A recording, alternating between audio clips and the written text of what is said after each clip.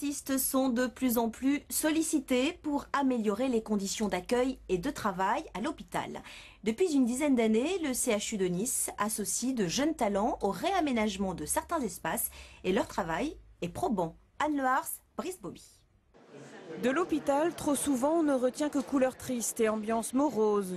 Et pourtant, d'un coin oublié peut naître une touche de gaieté. La première fois que je suis rentrée ici, j'ai pas vu cet espace. Et je pense que tout le monde, il avait la même réflexion. Après 9 mois de réflexion, cette ancienne étudiante de la Villa Arson a capté la lumière, redonné une atmosphère au patio d'entrée laissé en friche pour en faire une œuvre vivante. Vous verrez après, avec les printemps, avec l'été, qu'il va pousser l'herbe. Les arbres ils commencent à fleurir et ça, c'est la chose qui est encore mieux, franchement, parce que ça ne sera pas seulement une œuvre, mais ça sera l'interaction. Depuis 10 ans, l'art à l'hôpital de Nice, c'est un supplément d'âme, mais aussi un outil aux fonctions thérapeutiques. Quand en psychiatrie, on peint sur des portes ouvertes, en ergothérapie, on réalise de la mosaïque. La mosaïque leur demande de pouvoir découper, donc travail de force, de préhension, de précision. Certains ne peuvent pas, donc à ce moment-là, effectivement, ils peuvent être assistés de leur thérapeute. À leur rythme, en 2 ans, une centaine de patients a composé cette œuvre, une reproduction d'un Chagall bientôt inauguré. Ça me détend, j'aime bien.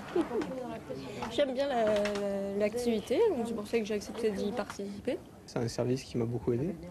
Donc vu qu'ils se sont entre guillemets engagés à fournir cette œuvre, de contribuer en soi, c'est important pour moi.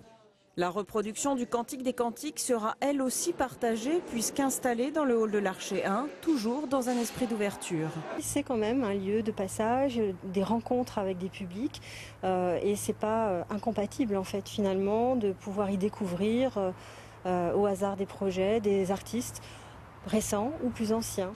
Tous ces projets artistiques financés par des fondations ou des mutuelles se veulent des liens au sein de l'hôpital mais aussi vers l'extérieur. On referme ce journal avec l'emplacement des radars mobiles demain le matin sur le boulevard Montréal et l'après-midi sur l'avenue Philippe Rochat à Antibes. Tout de suite la météo, puis votre édition nationale. Je vous dis à demain 19h15. Belle soirée à tous. Ah, enfin le retour du printemps.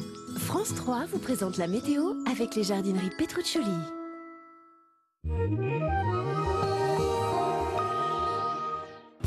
Bonsoir, les nuages sont de plus en plus présents sur le bord de mer, encore des averses en montagne et même de la neige au-dessus de 2200 mètres.